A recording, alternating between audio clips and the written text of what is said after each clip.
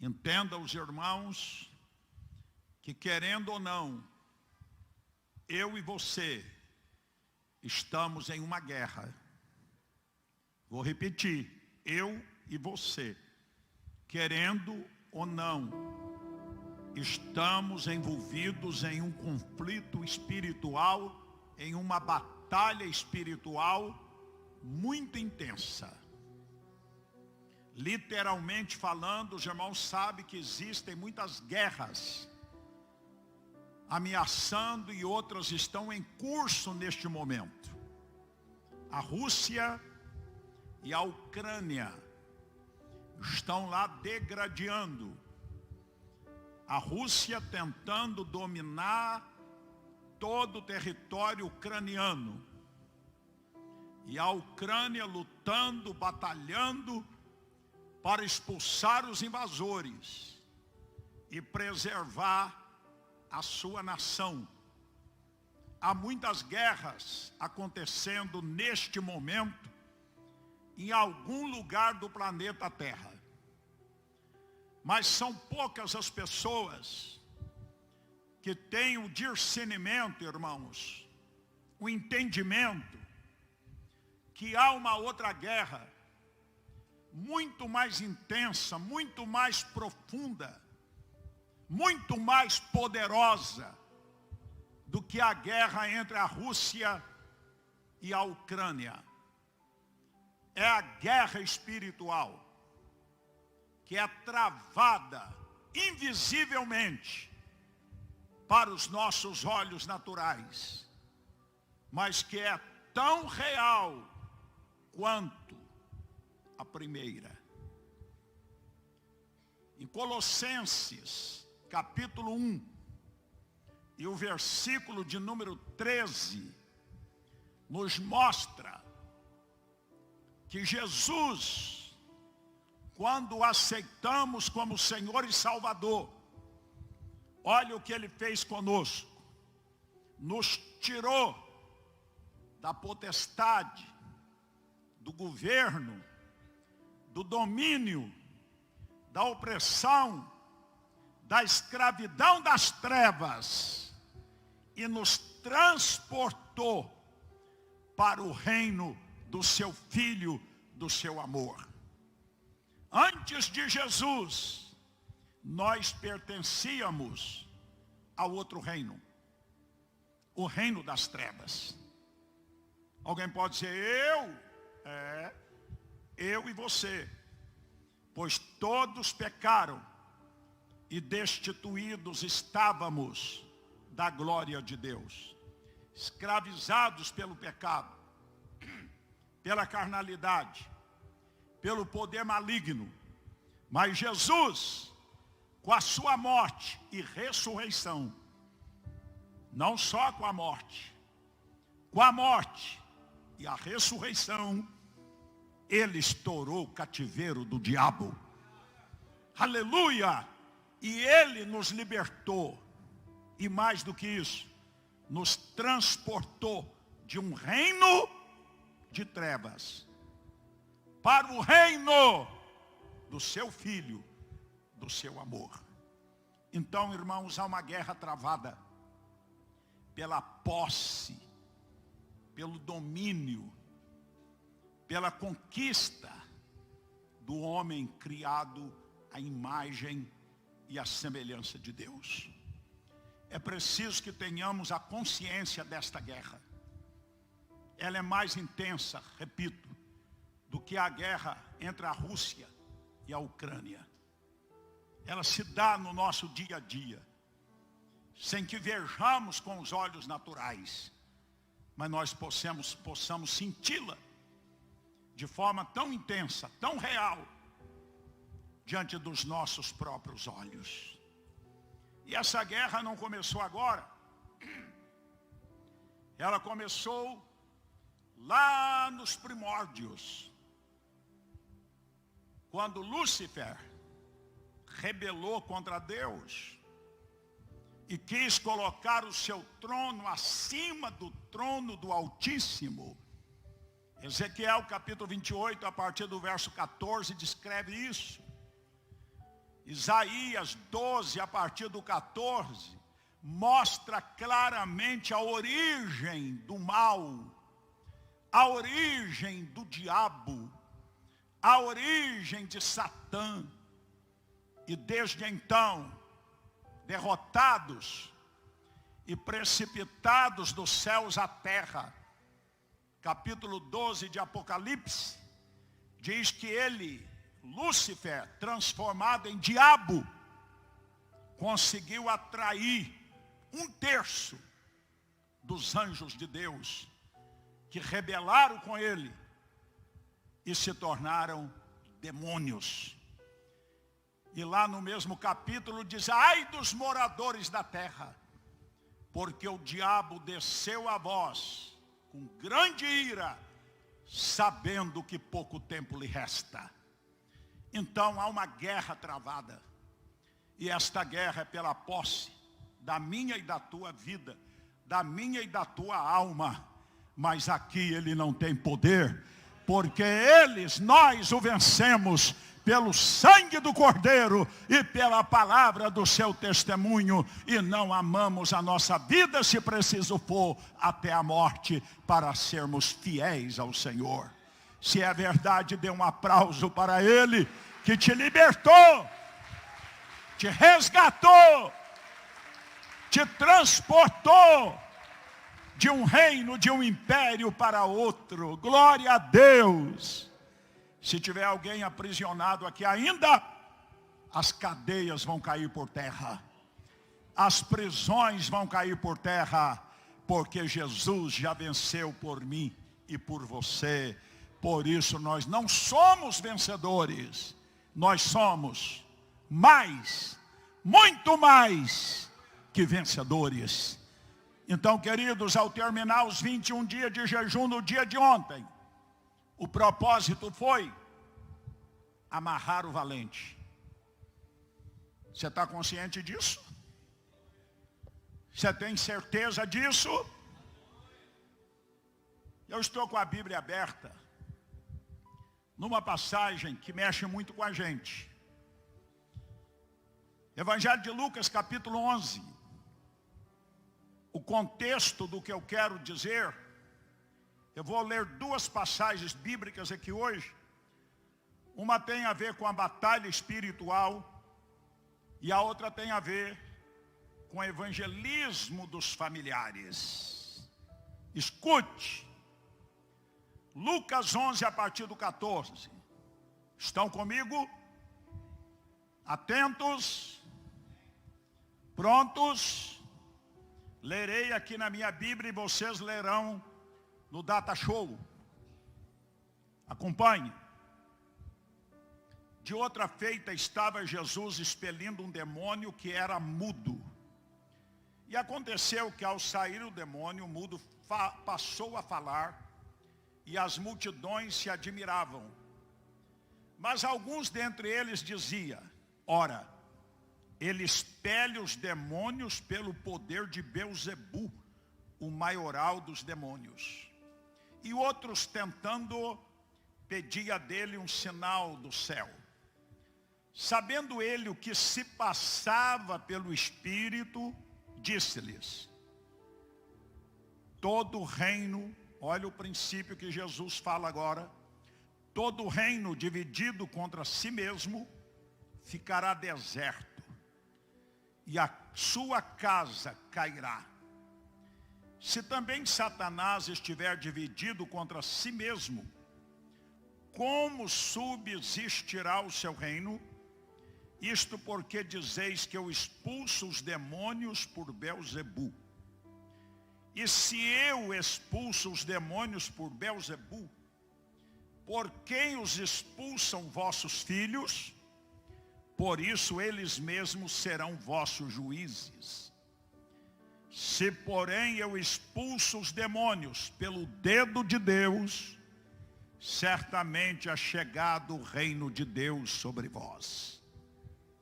Vou repetir esse 20. Se porém eu expulso os demônios pelo dedo de Deus, certamente é chegado o reino de Deus sobre vós. 21 tem a ver com o propósito do jejum, amarrar o valente. Olha o que diz. Quando o valente, quem é o valente aqui? Quando o valente bem armado guarda a sua própria casa, ficam em segurança todos os seus bens. Quem é o valente do verso 21, igreja? Abra a boca e responda se você puder. Quem é o valente? Quem é o valente? Jesus está dizendo que há um valente. E que esse valente mantém guardado, protegido, a sua casa. O que isso quer dizer? Quer dizer que o inimigo guarda no sentido de tentar não perder, no sentido de proteger aqueles que têm aliança com ele, aqueles que o seguem, consciente ou inconscientemente, aqueles que satisfazem suas naturezas carnais, quebrando e julgando por terra, na lama, todos os princípios de Deus. Então Jesus diz que o valente, do capítulo 11 e do verso 21, bem armado. Então está falando de um valente bem armado. Ele não está desarmado, ele é bem armado. Ele guarda a sua própria casa, quer dizer, suas posses, as vidas, guarda os seus bens. Mas no verso 22 Jesus disse, sobrevindo porém, o mais valente. Quem é o mais valente do texto? Quem é o mais valente? Então tem um valentinho que mantém amarrado, cativo, aprisionado pessoas, almas, vidas preciosas. Mas o seu poder é limitado, limitadíssimo.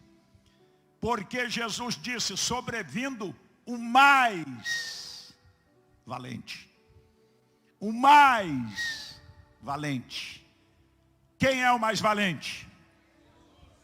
Fala bem alto, quem é, irmãos? E o que o mais valente vai fazer com o valentinho? Olha o verso 22. Sobrevindo, porém, o mais valente que ele, vence-o. Aleluia. Tira-lhe a armadura em que confiava e divide os seus despojos. Digam aleluia. Veja Colossenses 2,15. 2,15. O que diz o texto?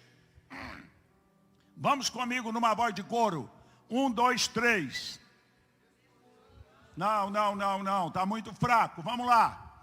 E despojando os principados e as potestades, publicamente os expôs ao desprezo, triunfando deles.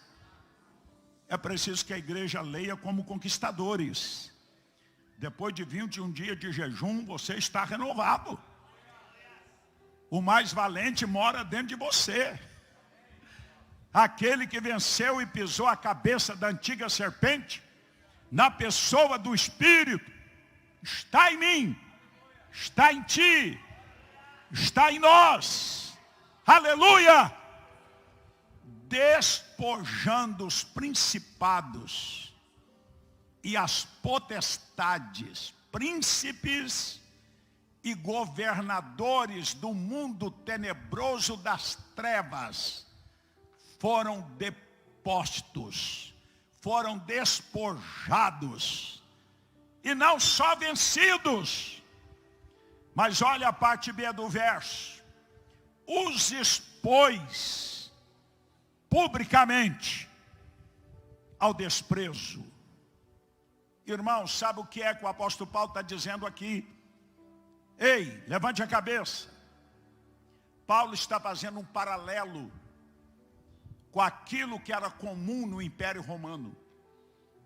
Quando um general romano ia para uma guerra, o propósito da guerra sempre era anexar novos territórios, vencer, derrotar povos e expandir o Império Romano. Quando o general vitorioso voltava para Roma, sabe o que acontecia nas ruas de Roma? O Senado romano preparava o que era chamado de procissão do triunfo. O que era a procissão do triunfo? As multidões ficavam de um lado e outro das ruas de Roma. E o general conquistador, vitorioso, ele trazia os despojos. E mais que os despojos materiais, as riquezas tiradas de outro reino, de outra nação, o general conquistador trazia prisioneiros, milhares deles, acorrentados, amarrados, uns aos outros, e fazia a procissão do triunfo. E as multidões de romanos aplaudiam, celebrava, porque aquele general conquistador tinha anexado ao Império Romano novos territórios e havia derrotado muitos inimigos. E aqueles inimigos que eram exibidos publicamente, a maioria deles eram executados e outros tantos eram vendidos como escravos. É isso que Paulo está fazendo um paralelo. Aleluia! O nosso conquistador, o nosso Rei da Glória, através da sua morte, da sua ressurreição, ele despojou, ele triunfou sobre principados, potestades e os expôs à vergonha pública.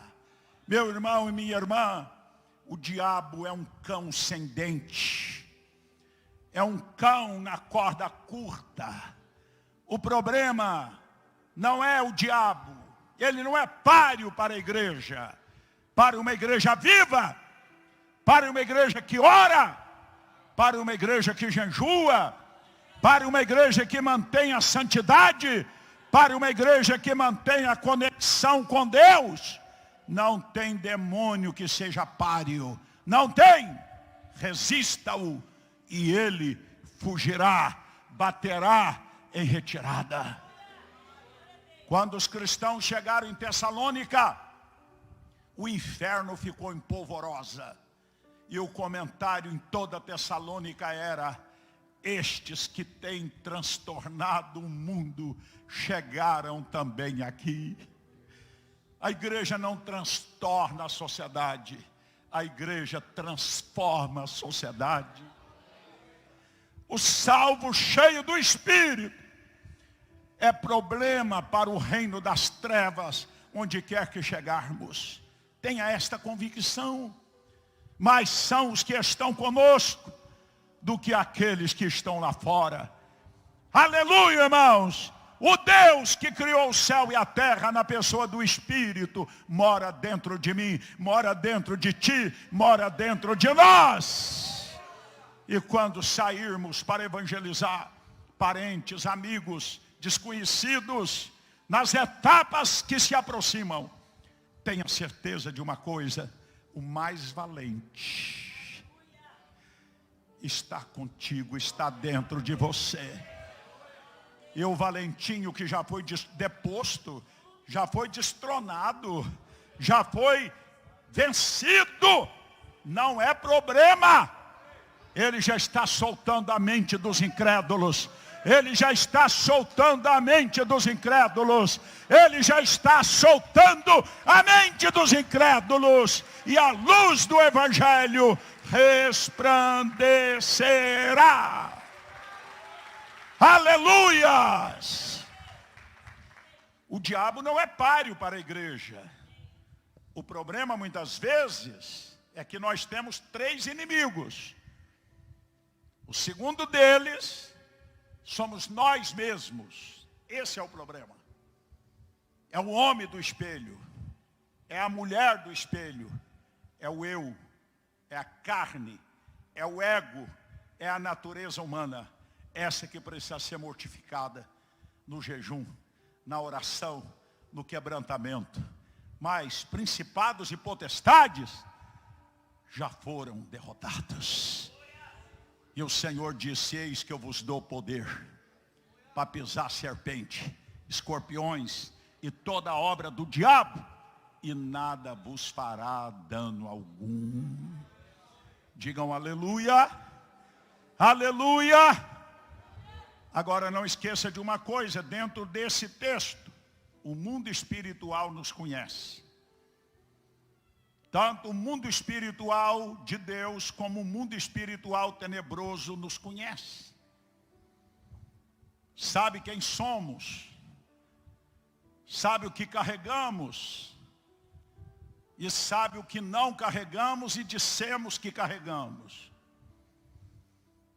A identidade espiritual é detectada no mundo espiritual. 7 filhos de sumos sacerdotes não puderam expulsar um demônio. Filhos do líder religioso tentaram expulsar, e eles disseram: sabemos quem é Jesus e conhecemos quem é Paulo.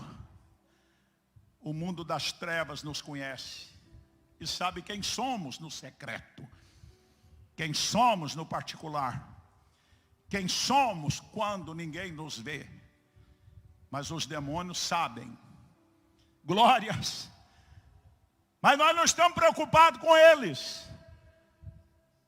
Deus sabe quem somos. O anjo disse: Cornélio. Sabia o seu nome e sabia tudo a seu respeito. Glórias ao Senhor para sempre.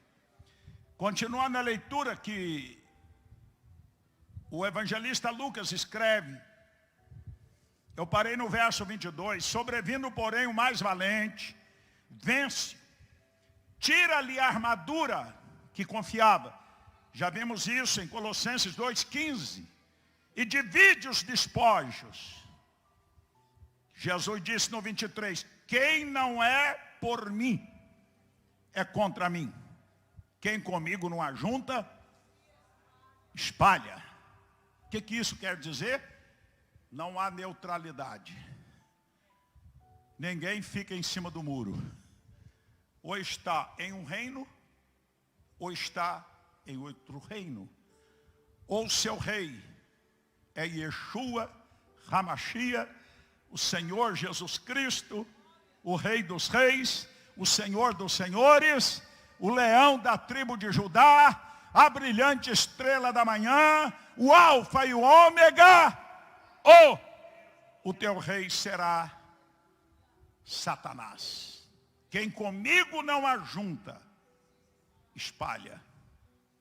Quem não é por mim, é contra mim. Não há indefinição. Deus é um Deus de definição. Quem é do Senhor, levante os braços e dá um brado de vitória.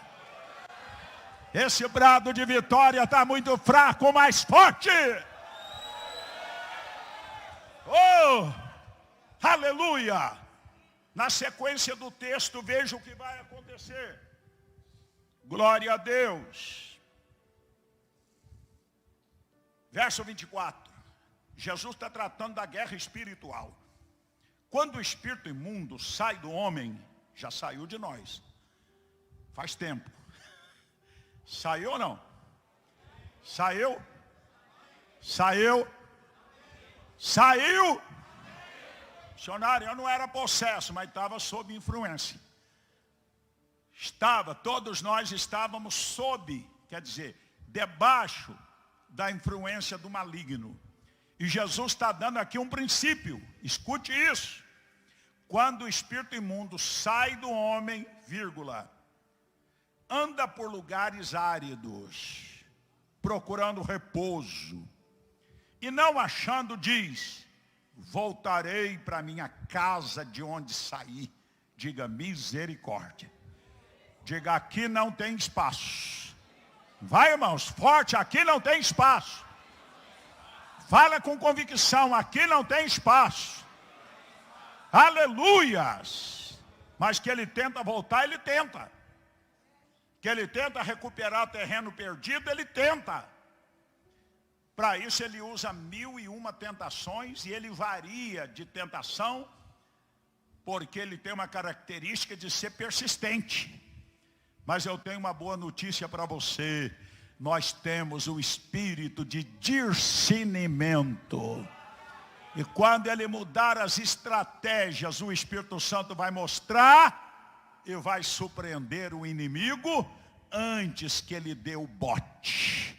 Você estará guarnecido, como aconteceu lá em Dotã, nos dias de Eliseu. Meu Jesus, obrigado. Porque os nossos olhos são abertos para perceber as mudanças de estratégias para nos alcançar, nos paralisar de alguma maneira. Irmão, você está nesta guerra, nesse conflito, não esqueça disso. A guerra Rússia com a Ucrânia é pintinho, não é nada. A batalha espiritual que estamos envolvidos é muito maior. Por isso é preciso que a igreja tenha discernimento do que se trata. Olha o que mais que Jesus vai nos dizer, gente. Tendo voltado aquele espírito maligno que saiu do corpo de alguém há anos ou há décadas, não importa. Tendo encontrado a casa aberta, varrida, ornamentada, misericórdia. O que é o ornamento aí para o diabo, hein? 26. Então vai e leva consigo outros 7 espíritos piores do que ele. E entrando habitam ali. E o último estado daquele homem se torna pior do que o primeiro. Escute. Quando você encontra um desviado, você pode perceber que aquela pessoa está terrivelmente amarrada. Às vezes ela quer desvencilhar daquilo, voltar para Deus, reatar a conexão com o Senhor, mas ele está amarrado, porque o estado dele é 7 vezes pior do que o estado anterior, antes dele ter tido o encontro com Jesus.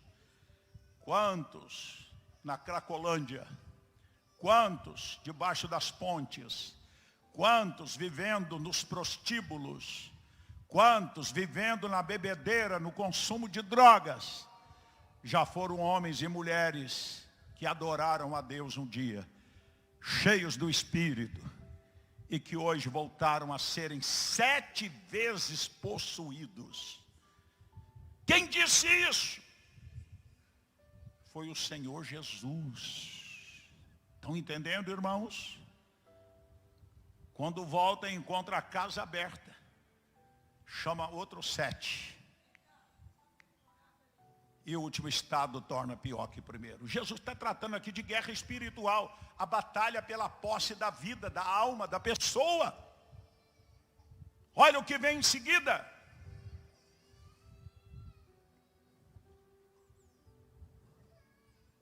É preciso então, irmãos, que eu e você, depois desse tempo de jejum, tenhamos confiança, convicção, de que seremos portadores do mais valente, para amarrar e para saquear, para tirar de sob a opressão e o domínio do maligno, as vidas pelas quais o Senhor Jesus derramou a última gota do seu sangue.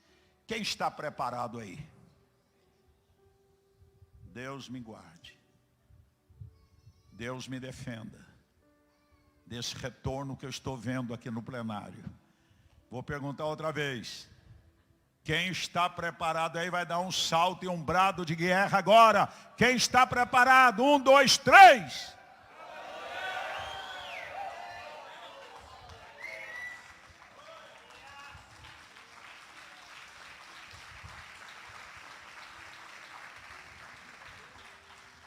Jesus está com você, não é você, é o poder dele em você.